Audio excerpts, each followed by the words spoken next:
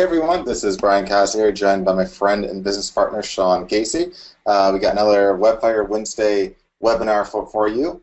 And on this call, it will be basically how to analyze sites, as well as part 1 of 2 of basically analyzing some live sites. So we got, I think last I checked, there's over like 40 or so sites that were sent in. And obviously we can't go through all those, or this would be like, you know, a week-long call. But we'll basically talk about the process of how to analyze sites, and then this week and next week we'll basically pick a variety of sites that are in basically different like categories, essentially, like a local site versus an affiliate site versus an e-commerce site versus like a site selling services like SEO, and all sorts of stuff like that. So even if yours isn't picked, you'll at least have something in your same category that was picked, and you'll know how to make those changes and such yourself. So we figured with all those sites and basically all the categories and stuff that it'd be best to break this into 2 calls. Otherwise, this would be a very, very, very long one. But on this call, we'll cover the first half on how to basically analyze sites, and then we'll start some of the live website analysis, and then next week we'll wrap that up there. And as always, at the end of the call, I'll have plenty of time for Q&A, as well as we'll do our cash giveaway as well, which we'll tell you more about that in just a bit.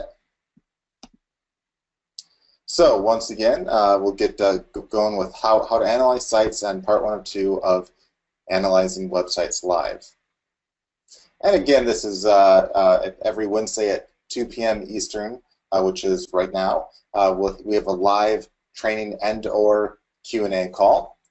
And these trainings will either feature myself, Sean Casey, both of us at once, or occasionally a featured special guest if we think their expertise would be of value to our members. If you're here or registered for the series, you'll get a reminder each week so don't forget. But if you can't make one, we'll have the recordings up in the members area within a day of any of the calls under the training tab on the left side navigation bar. Use these calls as an opportunity to get even more training, ask strategy type questions, get feedback, or make suggestions on what else you'd like to see.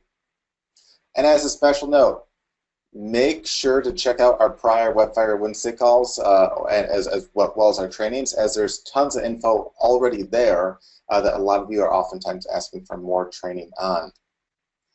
And really quick, these are our Webfire member rules to success. Step 1, follow the steps and the trainings that we have. If you get lost or something does not turn out just the way you want, make sure to review the steps and trainings, because 9 times out of 10, 1 or 2 of the steps you'll probably be missing. Number 2, don't give up. And this means seek help when needed, but don't get too dependent. So if there's a quick answer that you could look up on Google within seconds, by all means do that. But if you legitimately get stuck, feel free to reach out to us. That's what we're here for. And last but not least, no whining or negative attitudes, because we really feel like that's basically the quickest way to fail. So, and one quick announcement, in just about not that far away, at the start of next month actually, so coming up here very, very soon, in about 2 weeks I think exactly, we have, or just shy, we have our... Or a week from Saturday, before everyone gets confused. It's about a week and a half away, so a week from this Saturday, so not this one, but the next Saturday afterwards will be the London UK workshop, and it's free while seating lasts, and you can grab your ticket at getwebfire.com/London.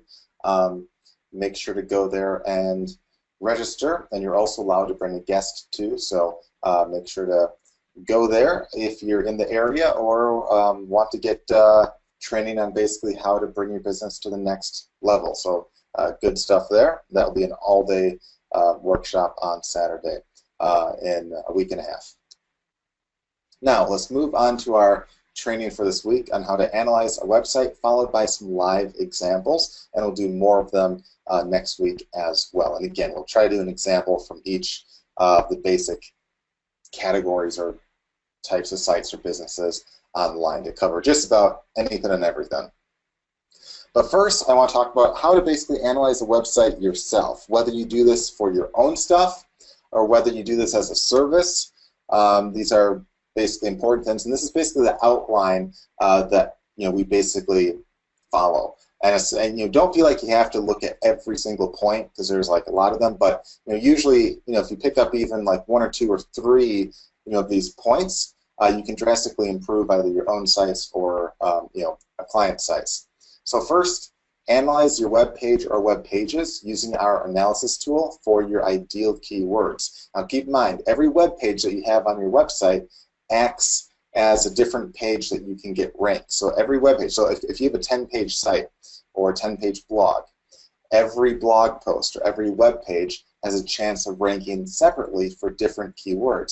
So you want to analyze every page separately. Now, if you have a big site, I'm not saying you have to spend a ton of time and go through it all page by page right now. Pick just maybe the main one or a few to start with, but just keep that in mind right there. And of course, the problems that our website analysis tool finds, you'll obviously want to fix at least the main ones and the most important ones, especially things like the title tag and all that right there. Then after that, you want to do further keyword research to see what keywords might be easier to rank for and more likely to be buyer keywords. So if you're trying to rank for a super competitive keyword like diet or golf or something very basic and gets a lot of searches but might be super competitive with tons and tons of sites, that might not be the best use of your time. Is it possible to rank for? Sure. Will it be tough? You bet. But on the flip side, you can oftentimes find some much easier terms to rank for that still get a decent amount of traffic, and on top of that, are more likely to be buyer-type keywords, or people that would be interested in purchasing whatever it is you could be selling, regardless if you're an e-commerce site, an affiliate site, an info product site, works in all cases. Then on your site, look for obvious mistakes or basically errors and such, or things that might be confusing, and then fix those. I can't tell you, of the sites that we've gone through, I'd say, oh gosh, well over half have very obvious like typos, and it's not a huge deal if like you have a blog and there's like a typo in a blog post. Like that's basically acceptable, and no one probably really cares about that. Well, I'm sure there's like a couple people that are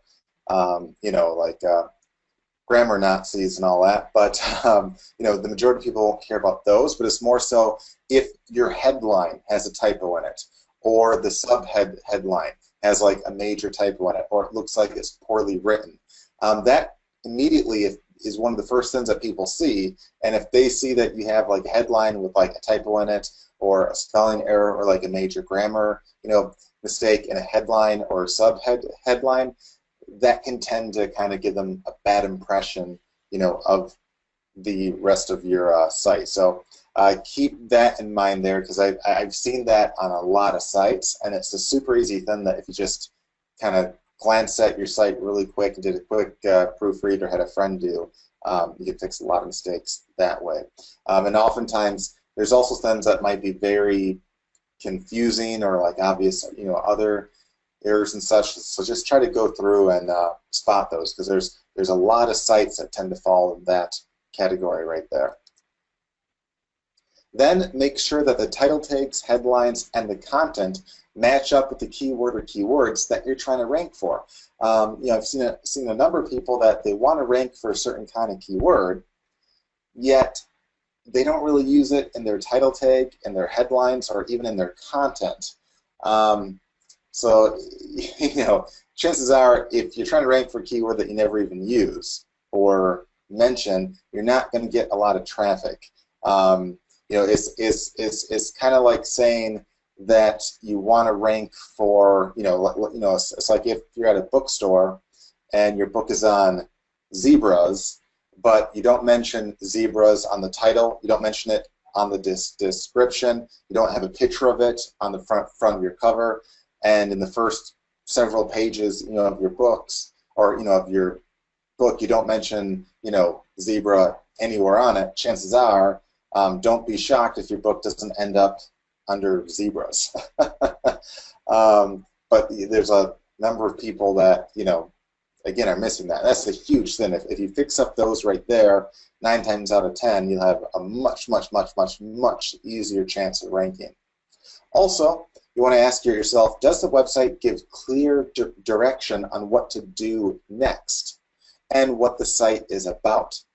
This means that there's, some sites out there that don't give you a good idea of what the site's about. Like, if I go to a site and I don't know what it's about, do you think I'm going to stay around and spend an hour reading up on it and then guess what it might be? Or do you think I'm just going to click back and go to the next site?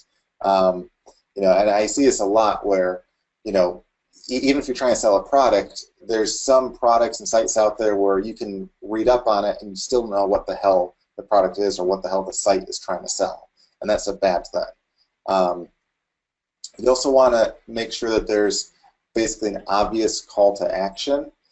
So if your main goal is to get a lead, you want to clearly have an opt-in form, and you want to clearly say why, or what they should do next and why. Like, hey, enter your name and your email here to grab a free yada yada yada. Or if your goal is to get them to buy, or to get them to check out some latest deals, you can have a link that says, hey, click here to check out our latest special deals on yada yada yada. Or if you're just an affiliate site, after you give a review or anything like that, say, hey, click here to get the best deal on blah blah blah. And you make it clear and basically obvious what you want them to do. You also want to ask, is there an opt-in? And does it have a great reason why they should opt in? A number of sites don't have an opt-in, and that's fine. If your main goal isn't to get a lead, that's fine. I would recommend trying to build a list anyway. But of those that do have an opt-in, which is a great way to build a list, there's a lot of opt-in forms that have very crappy reasons to opt in. Like, there's some that just have an opt-in form that don't say anything. It just says enter your name and enter your email. It gives no reason why they should. Now, do you randomly go around online being like, I'm going to find all the places that I can opt into because I just love getting email because I'm lonely? Do you think you're going to do that? Probably not.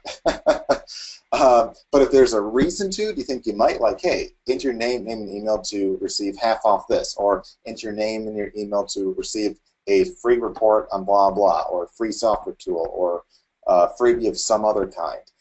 Yes, you're far more likely to opt in if there's an actual offer there, but a number of you don't really have anything specific. Or if you have something that's more than just enter your name and email, which again, some just say that, you don't want to have it just say enter your name and email to get the latest news or the latest updates. I mean, that's kind of boring. It's not a very big incentive to opt in. You want to have a good incentive for a person to opt in. Right then. It's kind of like, imagine if you, and I've seen a couple like actual stores, like physical offline stores do this. Like, you're at the checkout. There's some stores now that say, hey, would you like to enter your email? And that by itself, almost everyone would probably say no. But if you say, hey, would you like to enter your email to get exclusive coupons? There's more people that say, well, sure, if I shop here a lot, or I like it, sure, I'll give my email away in exchange, for some future coupons possibly.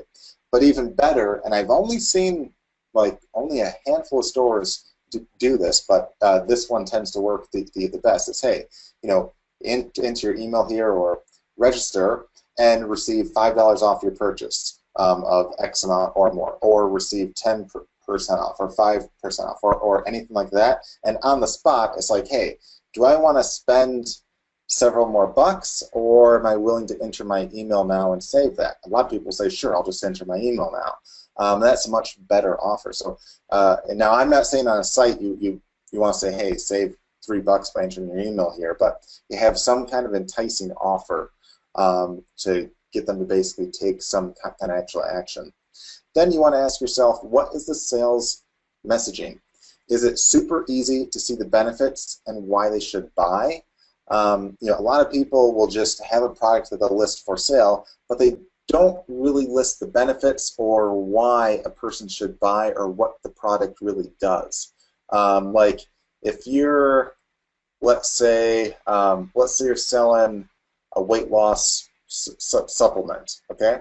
There's probably thousands of different ones out there. What makes you unique? What are the benefits of yours? If you just say, hey, buy this weight loss supplement, it's great, people aren't likely to take action. But if you say, hey, the benefits of this are, it can speed up your metabolism by 50%, you can lose up to X amount per week, or whatever it might be. List off some kind of actual benefit, right there, and give them reasons why they should buy. Also, and this is especially true on the physical product side, but also even with almost anything, how does your offer or your offers compare to the competitors? Does yours offer more benefits?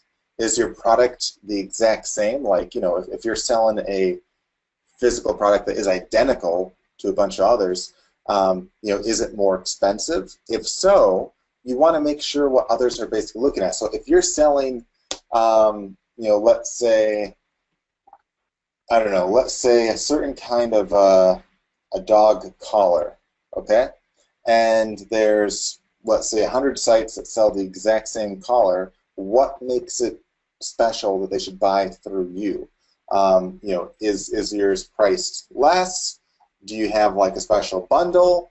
Or is yours like more costly and they could just go to Amazon and buy it for less? And oftentimes there's people trying to sell it for like twice the price. They don't include shipping for free, and it's like, okay, do you really think a person's about to spend twice the price and pay more than what they can get if they just go to like Amazon or something like that? Now, there are ways to do what we call like impulse buys. That's especially true on like very cheap stuff or free plus shipping, where basically the shipping covers the cost, of the product as well as some profit.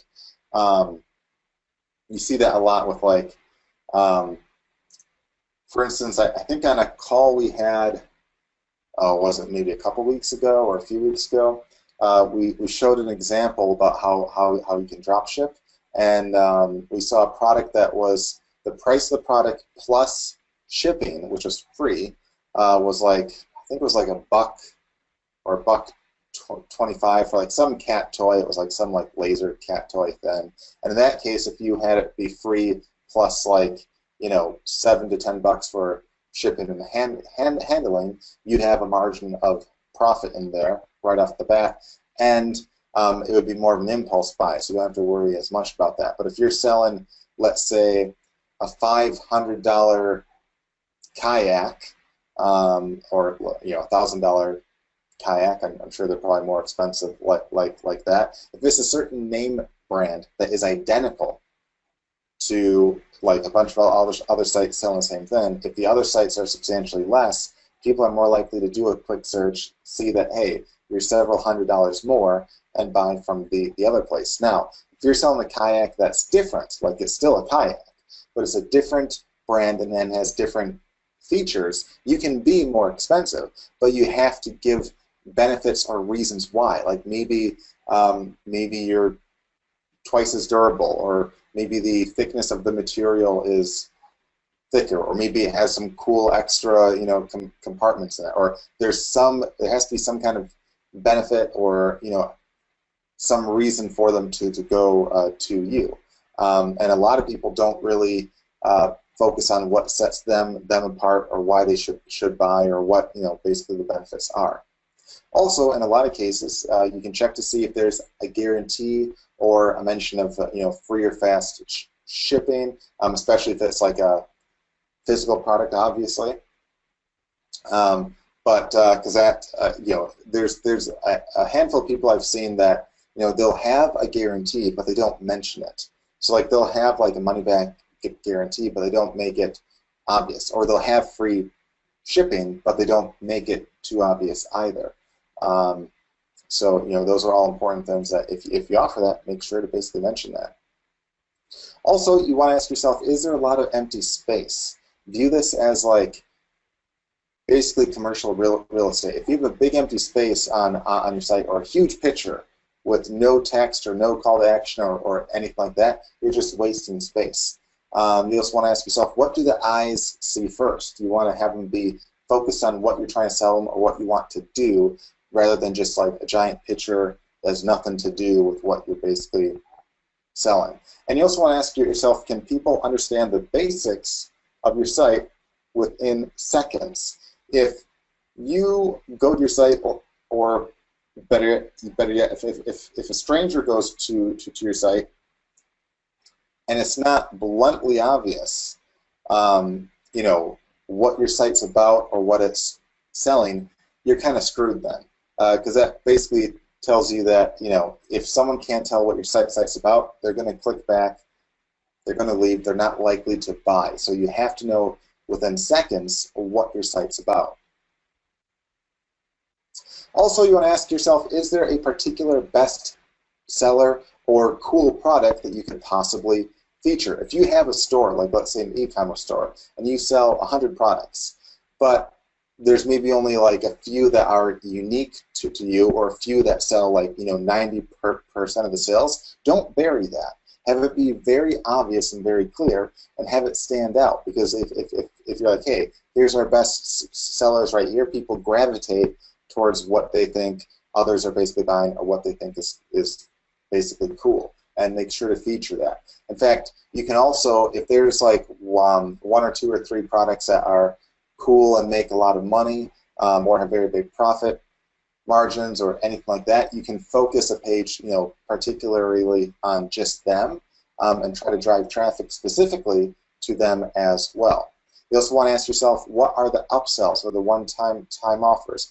What's your funnel? If you're just selling a $7 book and nothing else, well, I shouldn't say you'll never, but you'll have a very hard time really making much of anything.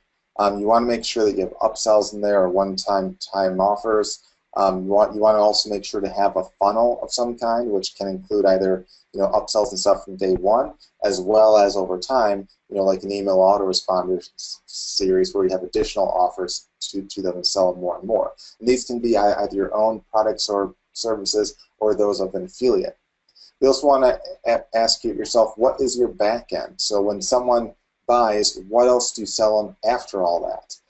Like on the thank you page, do you monetize that? On the products that you send them, are there any ads for additional things? On the services that they buy, are there any additional offers that you present them over time? And as we said, is there an autoresponder series as well that sells them more over time too? You also want to ask yourself, are there backlinks to those sites? You know, if not, you can definitely improve that by just trying to get even just a handful of backlinks, and because that's you know, that can help not only with rankings, but also help drive some traffic too.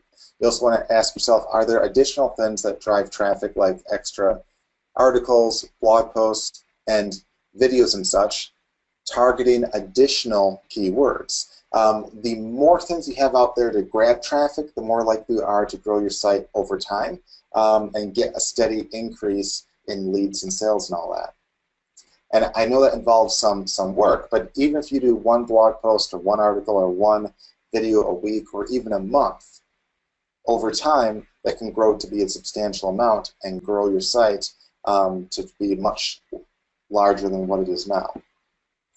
And are you also proactively going out there and finding potential prospects? Are you using the lead tools and such to find where your audience is right now, to start answering questions that they have and trying to drive traffic from those places to your site or wherever you want them to go?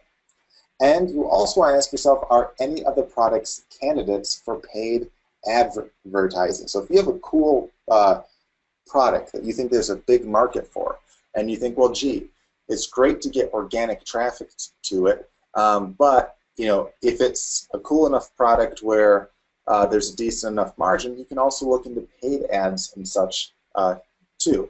Won't work for like all products out there, but if you have an impulse product, which is basically a product that is priced low enough where it's like an impulse buy, like 10 to probably $20 or less, or if you have a very cool product with a good margin, whether it's yours or an affiliate, is paid advertising an option? If so, you want to look into that, where perhaps you could focus on one or two particular products to drive traffic that way as well at the same time.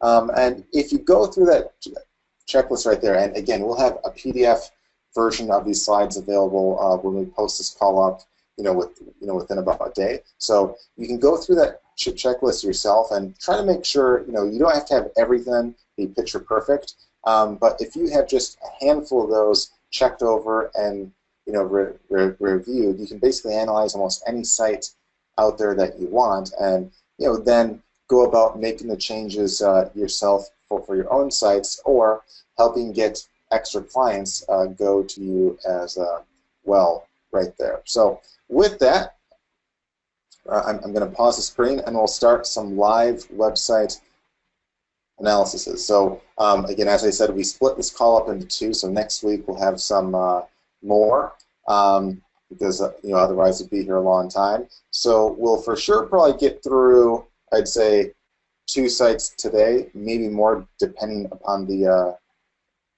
time, but I'm guessing probably 2 for right now. And then next week we'll do a lot more, and also at the end of this call we'll have time for a Q&A and the cash giveaway as well. So I'm just going to pause the screen for a second here.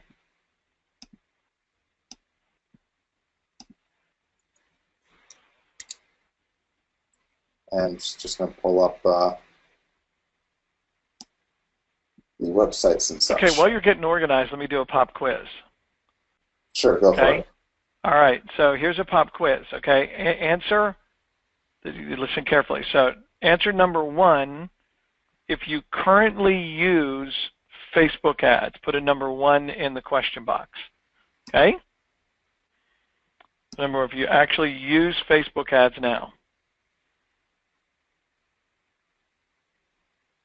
Okay, good. And if you've used Facebook ads in the past, but you quit because all you did was lose money, put a number 2 in the box.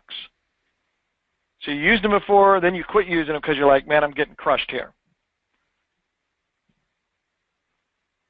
Okay, and put a number 3 in the box. 3 is if you'd like to use Facebook ads, but you weren't sure how to get started, you're not sure what to do, but you'd use them if you knew how to make money with them. Okay, good. Thank you for playing along. Brian, your screen still didn't change off the PowerPoint. And I'd say maybe one more question on that too. So of those that said that they're currently playing around with Facebook ads, so those of you that typed in a 1, maybe type in a 4 if you're currently making a profit off of them.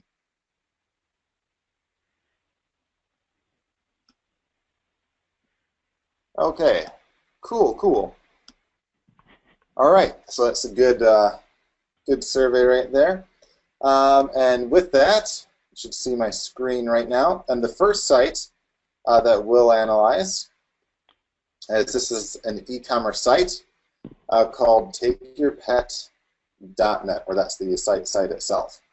And a few things here. So right off the bat, and this isn't just from like an SEO perspective. We're basically analyzing these with a combination of SEO as well as marketing and all that as well. So I can tell you the very first thing that I personally do, and Sean, you can feel free to chime in and tell me what the first thing you do is. But the very first thing is I see the cool dog moving on the right side, and that's where basically my eyes go, which is kind of cool to see a dog playing with a tennis ball, but doesn't really do anything to help your site in terms of, like, I don't see exactly what it's about or anything like that. After I see that, I kind of glance over on the left side, and I see it says helping owners protect their pets, pet ID tags, accessories, and more. So again, I'm not quite sure what your site's about. You say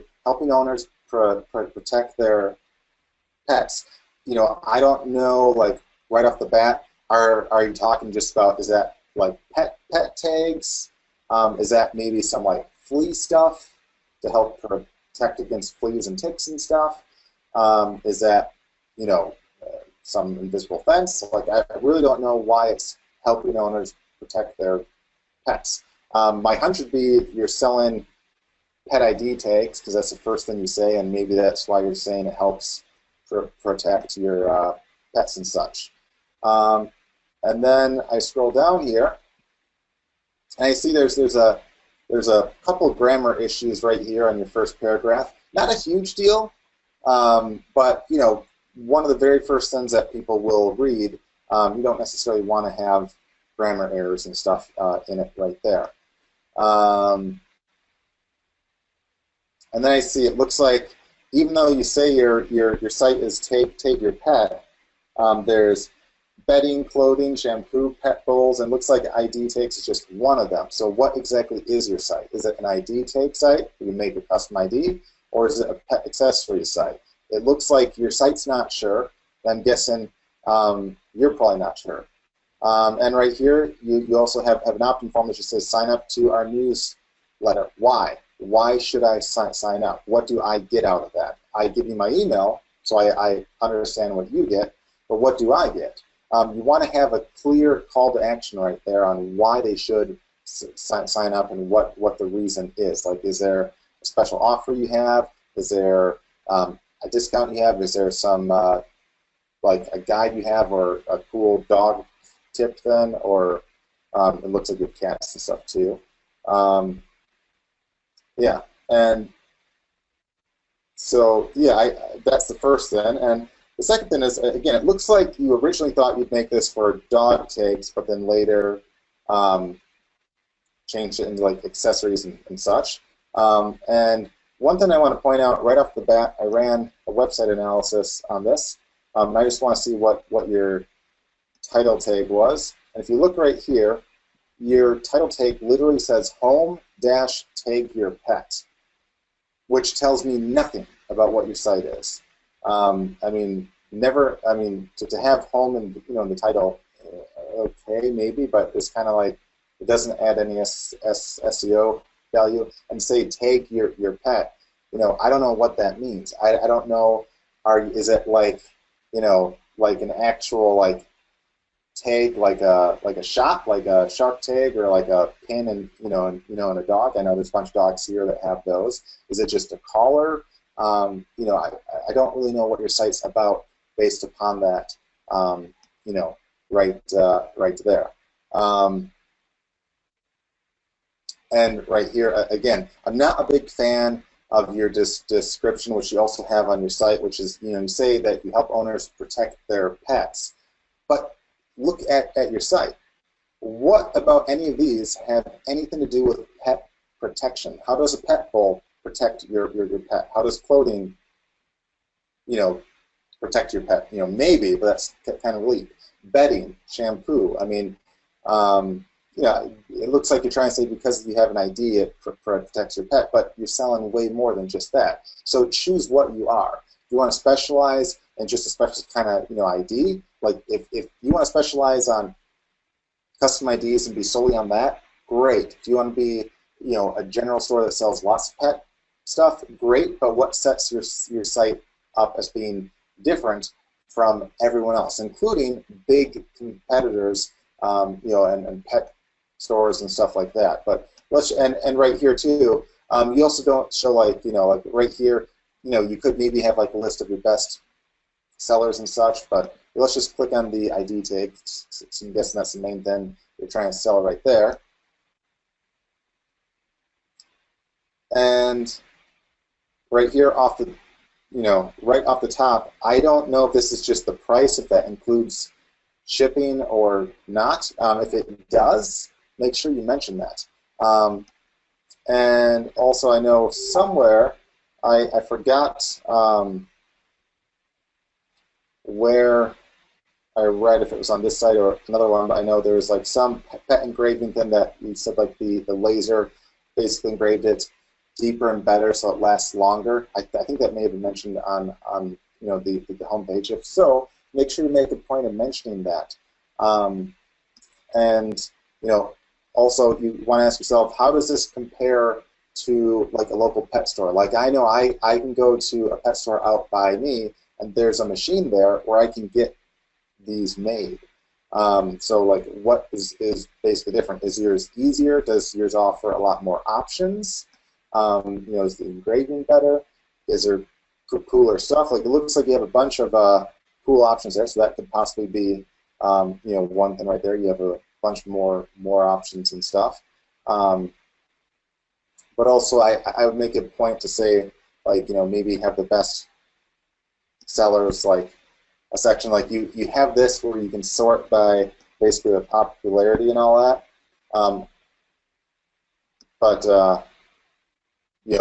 I'd say if you just list like a couple best sellers at the start, that might help. But the main thing is like, you want to have a clear definition of what your site is, what's unique about it, and why they should buy through you. The other thing that you could do, if there's some of these that are more unique to you, or I'm not sure if you make these yourself or what, but you could list some on places like Amazon. Like if you have some that sell really well, you could list it on sites like Amazon, and they have options where you can customize stuff there, and you can get some additional exposure on other places like Amazon, Etsy, and places like that too. So they don't have to find your site. There's lots of people looking for dog tags and stuff on Amazon and Etsy and stuff too. So you could go there as well. Especially in ones like this, where if these are better sellers or more popular ones and such, you could maybe list off those to start with right there. The other thing too, I'll just click on like this one looks neat here. You want to make sure that whatever product page you have here, you want to make sure that something like the title right here, you want to make sure that you have it in the title tag too of the site, and you want to make sure that it's targeted towards a specific keyword. So if someone's looking for like a small gold crystal collar, or in this case, my guess is a lot of people might say small gold, diamond collar, because even though they aren't obviously diamonds, a lot of people just use a term like diamonds versus or is it Swarovski crystals, or however that's said right there. So you want to think through what are the everyday terms a person would use, and it looks like the actual graphic you have here you call IMG space 3095. A better keyword might be if you have the actual graphic or the image tag called something like gold diamond dog ID tag, or pet ID tag, or anything like that right there. And that's all things that the WebFire tools can help with. We do have a tag maker for all that right there, but all that can help you get some additional traffic and such right there. But especially make sure that all these individual product pages are optimized, and make sure that you look or set yourself up to be different than the competition. So Sean, is there anything else on this site before we go to another one? And it also looks like you're selling just in the UK or Europe, and if that's your goal, great. But maybe specify something about that if you're trying to only target that place there. Sean, and any other thoughts? But before we move on. Yes. You need more products on the homepage. Yeah. Seriously, you need at least another 300 or 400. Okay, I'm being sarcastic here. It's a male thing. Okay, you got to stand for something And you gotta, and if you go back to the checklist that Brian gave you guys at the beginning, when someone gets on this homepage, right, if they find your site, they gotta have an idea what to do.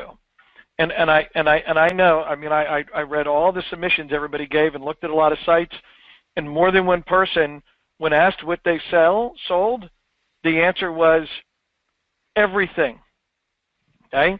Now, if you're Walmart, if you're Tesco, you can sell everything. But the rest of us humans, normal people, we can't be all things to all people. We got to pick something. Okay, just the same way you got to pick specific keywords to get ranked for, right? So when people show up, if you want to be, you know, pet accessories or dog accessories or pet IDs or pet tags or whatever you want to be, you're going to get further by being that than being everything. Okay.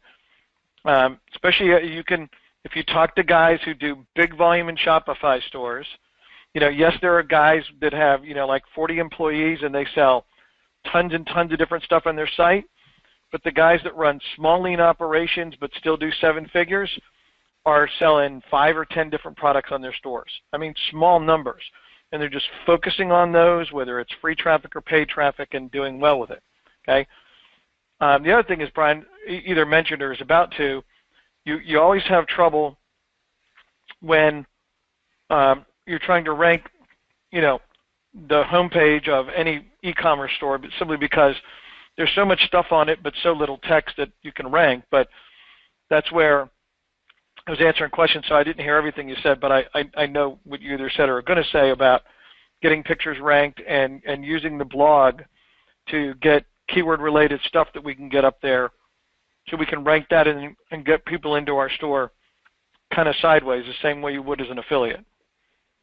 Yeah, and one thing too on top of that too is, as I said prior to, like, you know, if you have a couple main products that sell, you know, real well or that are really unique to you, you know, you could try to focus a few things on just those. Like right here, I think that's pretty neat right there. You have a rechargeable LED dog collar thing, which I think is kind of neat. It's unique. I haven't seen a lot of those, but I think it'd have like a cool factor to it. Like, you know, imagine basically taking your dog for a walk at night and it has like a bright collar on. That'd be kind of a neat thing that I think a lot of people would say, "Ooh, that's kind of neat there." Compared to like this, you know, on the right side, they're like, okay, it's a red and black dog paw collar. You know, it's not really, it might be cool. A person might say, "Oh, that's the perfect thing I want," but this on the left side probably has a more like mass appeal. So that's the kind of thing that if you want to feature that, or if you want to create like a video on it, you could upload that on YouTube. You could target keywords like LED dog collars or bright dog collars, or, you know, lighted dog collars or terms like that, and you can make a video showing it off. And then if you want to test paid ads too, you could test those and have, like, you know, a video of a dog walking around with one, or showing how bright they really are, and then trying to target like dog lovers on Facebook, or trying to target dog lovers on like dog forums or Facebook groups, or, you know, fan pages and stuff like that, and specifically try to drive lots of traffic to one specific product too. That could be a cool experiment for you to do as well. In fact, you could pick like one product a week or one product a month and say, hey, I'm going to try to make a video or post or something on just that, and try to drive some traffic specifically to that, and see what can basically happen. And once they buy that, like if a person buys that, you know, yeah, it looks like that's you know, $7 to $9 right there. You could then say, hey, here's some additional cool products for dogs as well, and try to upsell them based upon, you know, the more unique or the cooler products and stuff that they might be interested in if they just bought that. So that's a good summary, or a good list of things to start with there.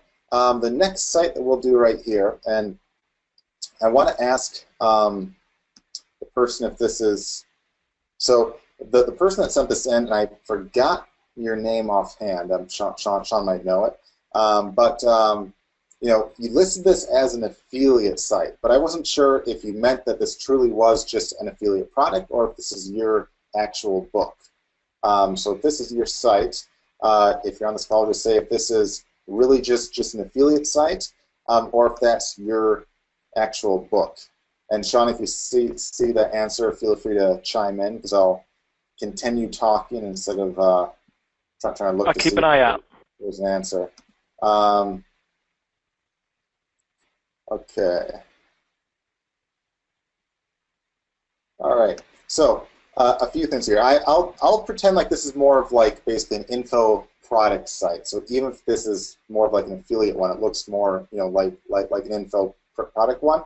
And my first thought is, okay, so it says a guide to weight loss, lose weight with exercise. First of all, I think that's a horrible name, or a horrible title. The reason why it's how to lose weight fast with exercise, or or a guide to weight loss, lose weight with exercise. Pretty much what? Okay, let me ask you guys a question. If I ask you, hey guys, how can you lose weight? Okay, if I surveyed you, what are the one or two things that you'd probably say? In fact, let's see what you guys say. So I'm asking you guys, how can you lose weight? You tell me. All right? So let's see what your answers are. So Mike says diet. Bob says to stop eating. That's one way. Raymond says exercise, eat less, exercise, diet, and exercise. Okay, so you're all saying exercise, or diet, or eat less, or a combo of that. So everyone here kind of knows that, hey, if you exercise, you lose weight. So the title of the book kind of makes it seem like, hey, how to lose weight fast with exercise. Yeah, you might have some really awesome tips in there, but it's kind of like saying, how to get fat by eating lots. Okay, it doesn't really sound like a unique concept. Now see, I can do that. Yeah, that sounds like a fun book. It doesn't sound like a concept that a lot of guys would say, gee, I didn't even know that. That sounds really cool. Who would have thought that exercise could lead to weight loss? I need to buy this and learn how. Now, you might have really awesome tips in there that give specific kinds of exercises, but you need to be specific in that. Like, if there's if there's something like, hey, five exercises that can double your weight loss, or five exercises that can double your weight loss, and 5 to avoid. That sounds more compelling, because my next question would be, well, gee, everyone knows that if you exercise, you hopefully lose weight.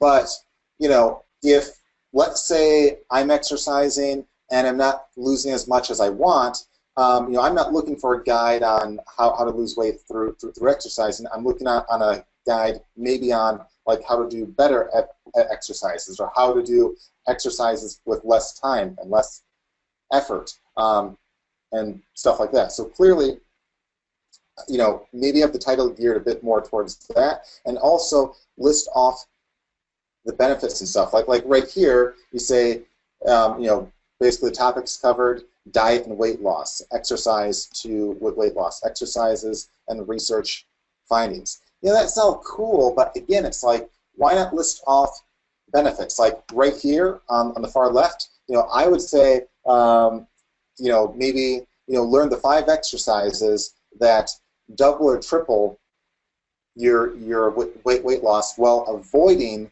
ones that might make you gain even more weight, because that's much more compelling, and there's actually research to back that up. Like, there's certain exercises that in studies and such done, they can actually lead to a weight gain. So that's a much more compelling than where, if I'm looking to lose weight, I know that, gee, exercise usually makes you lose weight, but if I say, hey, it will basically tell me about the 5 things that I can lose weight faster, and a few things that I should avoid with exercising, that's more compelling. It's stuff that I didn't think was common sense, and I'd be more likely to do. And another point could be, you could list off, foods to avoid without feeling like you're starving, or how to, how to, basically diet without feeling, hungry or feeling like you're dieting, or, another tip could be, the best times to exercise are the best times to eat or not eat. And another one could be just little things like that that give like little bits of info that you cover in the book, but are at the same time compelling, and are like, ooh, I really want to find out what that is. Like if you have a title and if you have like a list of topics where you read it and you get excited, like, oh man, I really want to find out what are the 5 best exercises here. Oh man, I really want to find out what are the best times to exercise or eat in terms of weight loss, or what are the best foods to avoid, what are the best foods to eat. If you have topics like that where it's clear and it draws them in and it makes them curious, that's when people buy, especially if it's like an impulse buy, like in this case it looks like $9 or so right there. That would be basically an impulse buy. So you want to make sure you mention stuff that they'll want to actually check out. Now, I like that you have a sample or a preview, but make absolutely sure that the preview that you have basically entices them and kind of teases them, with the topics and the points and stuff that you'll essentially cover. Yeah, and then also let's see if I click. Well, let's see if I click download now. So that just goes, okay, so that just goes to a PDF itself. All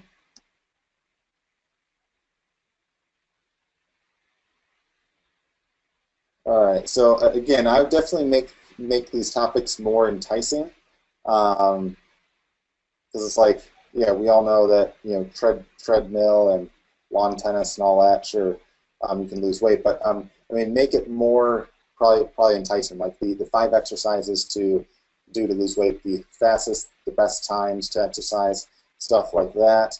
It looks like there's just only like a brief intro, so it doesn't look like that enticing, of an intro. So I just, again, make it be more of a tease. And on that same note too, I would also maybe request their email address if you're trying to build a list. Like, hey, into your name and your email, or into your email, you get a free preview of the book to check out first. That could work there. And when I buy, let's see what happens here. Oh, so back here you say it's $8.97 in dollars. Here you say it's in pounds. So you might want to be on the same page with that.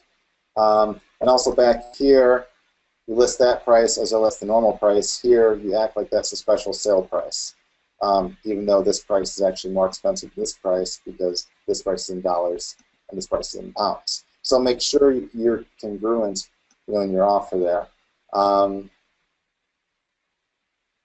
Let's see what happens. It's kind of like a longer process. Like I just clicked that I wanted to basically buy. Then I go to another page where I click again to add to cart. It's a bit odd because I just click. Well, all right, now I have to click view cart. It looks like. See, I'm confused on how to even buy now, because I thought if I click buy, I'd go to like a checkout page. Instead, I go to a page where I can add it to a cart, which I thought I just did. Oh no, you want to know what to do? Because I went through this when you asked me the question before. Now that you added it to cart, you have to go up and click on view cart. And then you get to view cart. Okay, wait, then you can proceed to checkout. How many people think this is like way too hard to give people money?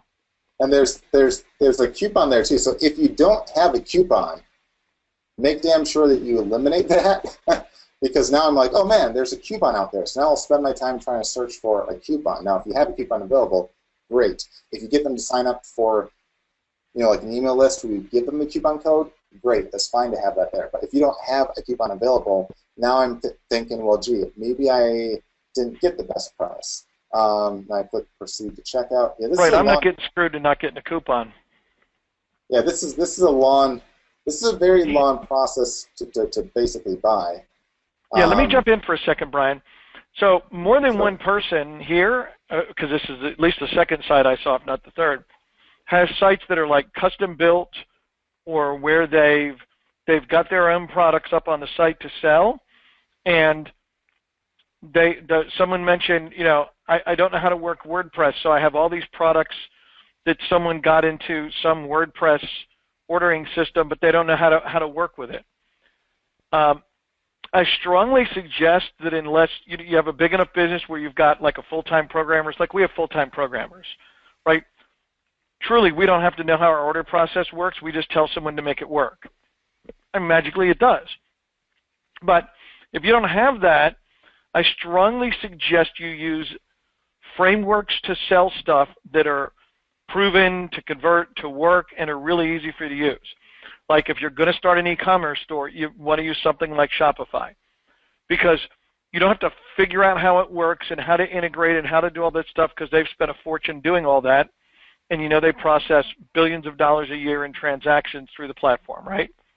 Or if you want to, list up, like a book for sale, you would find it oodles easier to go list it with someplace like ClickBank, okay, or even JVZoo or whatever, where they've already got like all this integration and order forms and everything else, and all you've got to do is a couple of simple things to connect up your order page into their ordering platform, and they've already got all this stuff figured out, and you're not getting held up and messed up and losing sales because your process is super complicated. Yeah, and it even, as easy as using like PayPal and stuff, you wouldn't have to enter like your address and postcode and all that. When my impression was this was an ebook. I could be wrong on that, but no, it was a PDF, so it was an ebook. But you're basically asking for a lot of info. That, like, do you care what their address is, or if they're from the UK? I mean, if you're selling an ebook, do you really? Well, you do care because you got to get the credit card process, Brian. Yeah, no, I'm saying if they used like a PayPal checkout, they wouldn't need that. Right. So now, yeah. If you're using a credit card, yes, you would need that. But as Sean's saying, like, if you don't know how to do all that stuff, try to look for a solution that's already out there and integrated and done. And also, don't make the checkout process this hard. Like, this is like the fourth or fifth link that we had to click on to basically buy, when I thought right here, hey, I'll click buy now, and I'll probably go to like a PayPal checkout or basically a checkout page. And instead, it goes through like multiple different pages and such. So you make it very hard to basically buy. It's kind of like saying, imagine if you went to like a grocery store and you go to the checkout, and the checkout person's like, oh, wait, so are you ready now? Are you sure you have all your stuff? Okay, great. Now can you go to the other line way down there? And then you go to that line, and they're like, okay, so you have the stuff now. It's all good. It's all in the car. Okay, looks like you're all set. I double-checked you. Now go to this line over here. Eventually, you're like, crap, I'm just going to like leave this place because this is taking way too long. Because even though you might say, hey, that only took like an extra 10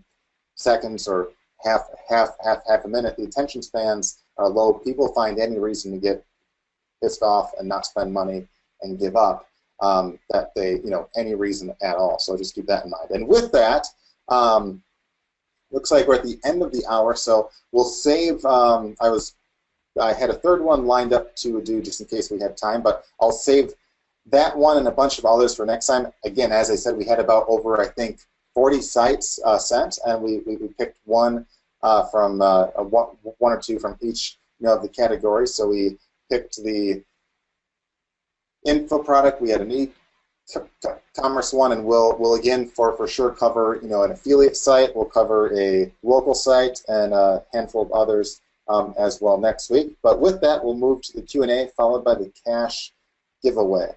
So I'm just going to pause the screen for a second here as I bring up the slides.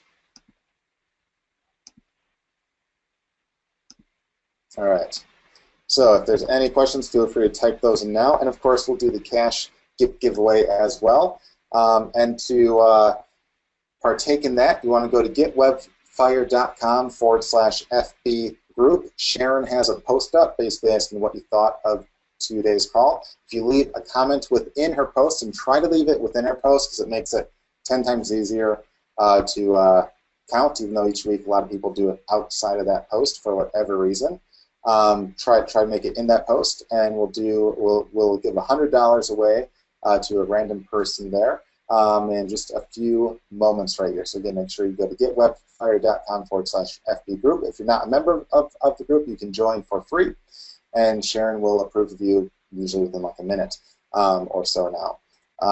And again, with that, if there's any questions at all, feel free to ask those right now, and we'll try to answer those. And then after that, we'll do the giveaway. And as a side note, again, the London event is not this Saturday, but the Saturday after. So if you want to register for that, again, it's free for members. Just go to that link that you see right there, getwebfire.com/London. You can also bring a guest as well. So with that, Sean, if there's any questions or anything that you've seen, feel free to shout out those, and then we'll do the cash giveaway right after.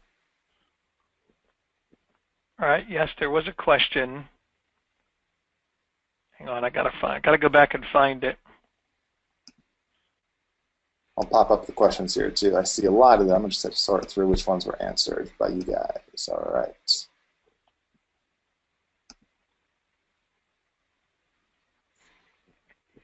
Because I wrote, remind me to talk about it, but I can't remember what the heck it was. Oh, I know what the question was. The question was, Stephen was asking about how to troubleshoot schemas, but when we clarified it, what he really meant is he's added, there's a bunch of them that he's added to, or several of them, whatever, to client sites, but they're not appearing in the Google results yet, so he was asking what he should do. What's that? Which question is this? Well, so the question is, Stephen's posted, has added schema to some clients, to some different client sites. Yep. They haven't shown the Google results yet, so he's asking what he should do. All right.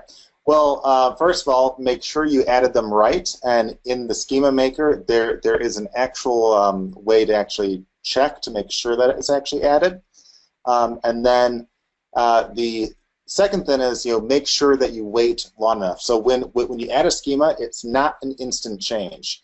Google has to recognize it first. It's kind of like getting indexed almost, but not quite. And it can take anywhere from days to weeks to show up. So if it's only been like a day or two, or even like a week, I'd say wait more. If it's been like, if it's been over 2 or 3 weeks, then I'd say look a bit more into it. But also make sure that the type of schema you used was right. Make sure that you use the Schema Maker, the checker at the very bottom that checks to make sure that you basically added the stuff right. Make sure that was done right, and then make sure to wait at least a few weeks before I'd be concerned or worry about that. Because I've seen some that literally update within like a few days, and I've seen some that take as long as a few weeks. So let us know if it's been more than a few weeks. All right. So if it's been longer than that, definitely make sure that you added the right schema, and keep in mind too, like if you basically add a schema, and like just basically clarify that too. If you add a schema that's for like a local business, and you want to get shown on like the entire right side, there might be a couple sites or a few sites that have the exact same thing, so it doesn't necessarily guarantee that you'll get pushed above them for every keyword, but you're more likely to.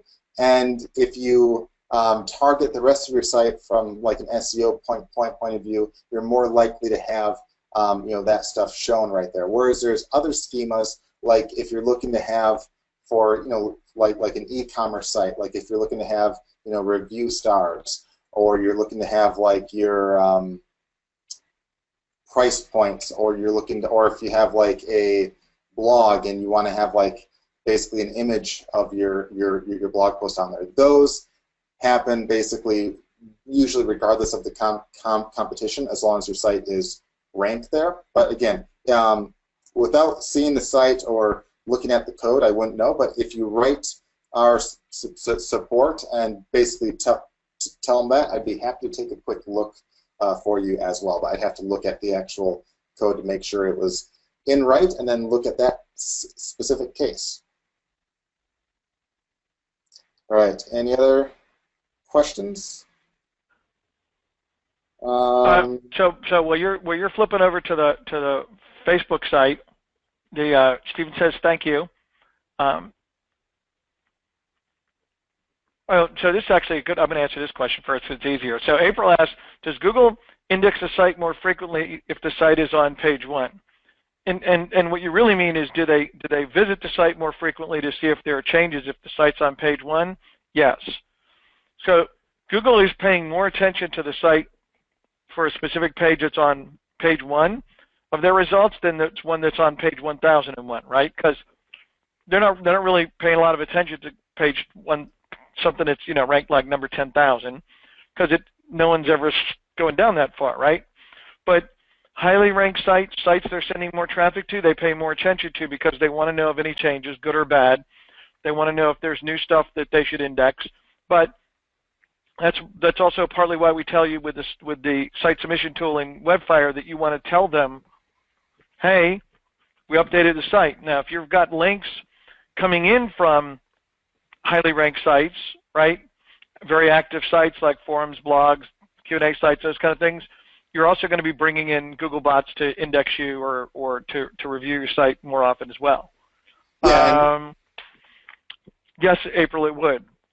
Yeah, and one of the things there too is, again, the more often you update your site too, the more often they check too. Like it's logic. Like if you have a blog and you update your blog every day, Google basically says, gee, I see they update almost every day. I should probably have a bot go there once or twice a day to check. Whereas if you have a site that's not ranked anywhere, that you haven't updated in 5 years, Google's logic says, well, they're not really ranked anywhere. It doesn't look like there's any activity on this site, and they haven't changed anything in 5 years. I probably don't have to send a bot there every day or even every week to check. In fact, maybe if I send one there every month or two, that would probably be fine, until it changes. Because again, Google does not have unlimited server power, aka bot power and such, to check every site every minute.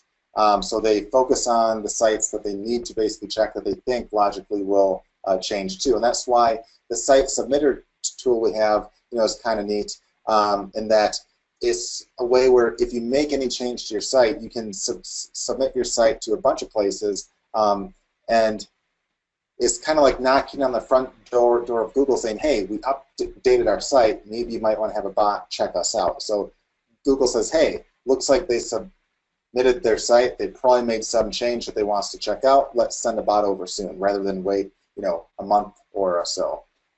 So yeah, just and the other thing too is if you have any kind of like a backlink, like if you make a video or a blog post or let's say write like an article, if you link back to your blog or your site, that can also get you indexed and ranked faster as well, because they say, hey, it looks like a new place mentioned this, I should maybe check this out, and see what's up here. So that can also be a great way to get indexed faster and such. Any other questions that you've seen, Sean? Yeah, Barry asked a quick question, which was, obviously sites, he's going to have client sites, and based upon what we were just doing for review, that you're going to go into them with advice and say, you need to update a bunch of stuff because your site sucks, right?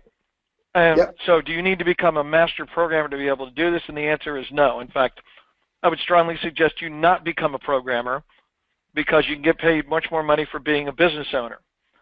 All you need to know is somebody with programming skills, and that's easy. You can find them on Fiverr.com, find them on Upwork. There's a zillion highly skilled people out there who are dying to help you out with this stuff, and they work relatively cheap compared to what you can charge for getting the work done and getting the services done and everything else. And they can do it better and faster than you can. So don't even be like, Okay, well, if I just look on Google, I could spend like 3 weeks and learn how to change the title tag on a WordPress site. Or I can learn how to redo the theme. Why? There's a guy on Fiverr who can install the theme in 5 minutes for $5. Why do you even want to have to figure out how to do all this stuff? Okay? They can just do it, boom, it's done, it works because they did it 17 times yesterday. Okay? And so there's just no reason for you to get skilled at that when that's not what you're here for. Okay? All right. Brian, let's give away money. All right, let's give away some cash now. All right, so with that, I'll give you maybe another 10 seconds to leave a comment up on this post right here, and then I'll refresh the page and we'll give some cash away. All right, 10, 9, 8, 7, 6, 5, 4, 3, 2, 1, 0. All right, refresh just in case. All right, so it looks like 34 there, and I'll add the ones, there's always a bunch of them outside of it.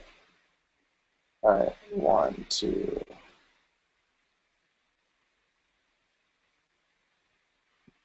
3. There's one that posted in the wrong one. That's fine. We'll count that bell. 4. All right. Cool. All right, so 4 plus. Someone's typing right now. Give you a couple 6 seconds.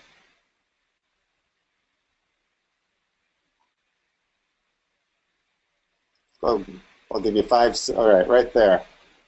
So 4 outside plus we have 36 now. All right, so that would be 40. So that's less. So that's more of a chance to win. So we have 40 comments there. Generate 38. That makes it easy. All right. So that's 3 back from the very back. All right. So this might be even outside of this. So 3 back. We have 1, 2, and then 3. So Steve Irvin, hey, this is you, or it looks like you, and if you studied chemical engineering at the University of Delaware, you are $100 richer.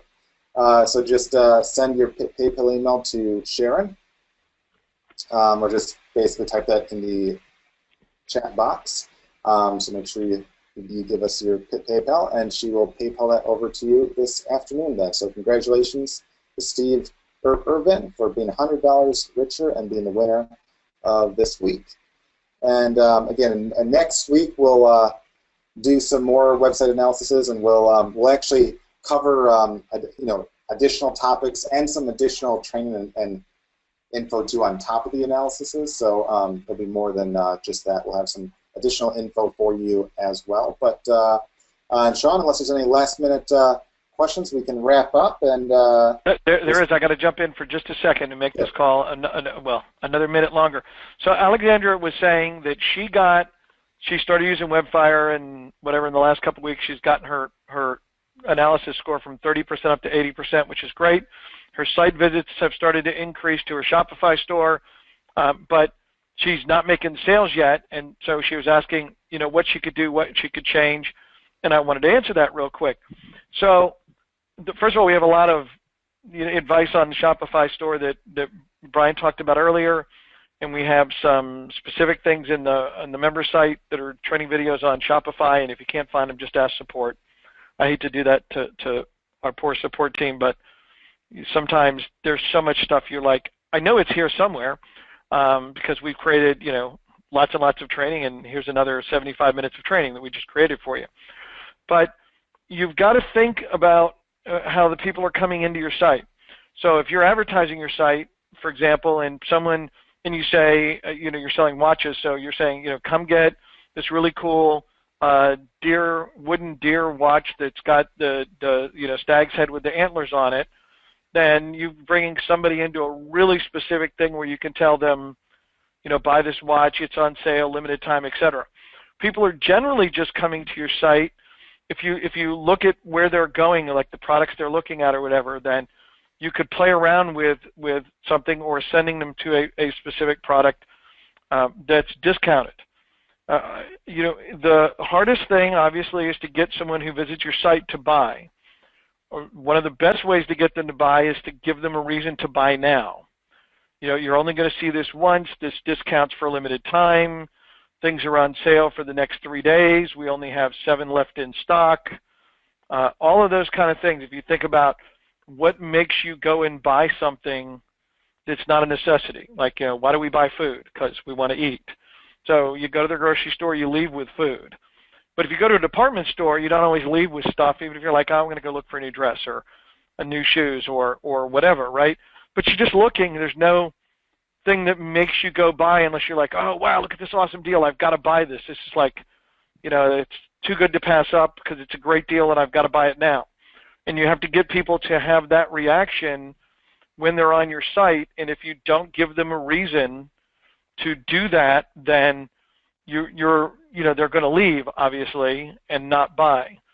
And so the next step, in terms of trying to convert traffic, which is good, your traffic is increasing and it'll continue to increase, is great, but you've got to then get the people, whether they're coming to a specific product or they're coming to your blog and then going over to a product, you've got to give them a reason to buy right away.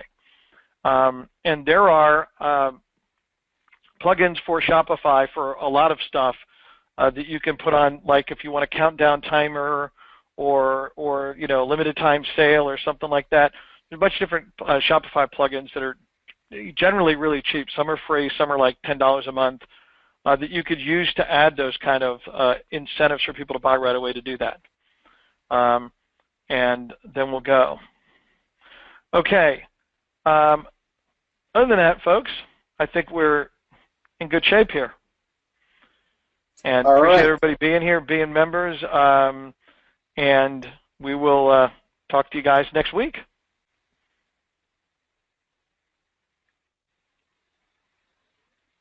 Alrighty. Yep, see you guys next week. If you have any additional questions or anything like that, you can feel free to write support@webfire.com, or even better, you can go use the help desk inside the members area. So in case there's ever like an email issue or anything like that, it basically avoids all that there. Yeah, guys, so any questions at all, feel free to reach out to us. And again, make sure to attend next week, where we'll cover even more of these, as well as some additional training and such as well. So with that, guys, take care, and we will talk to you later. Bye.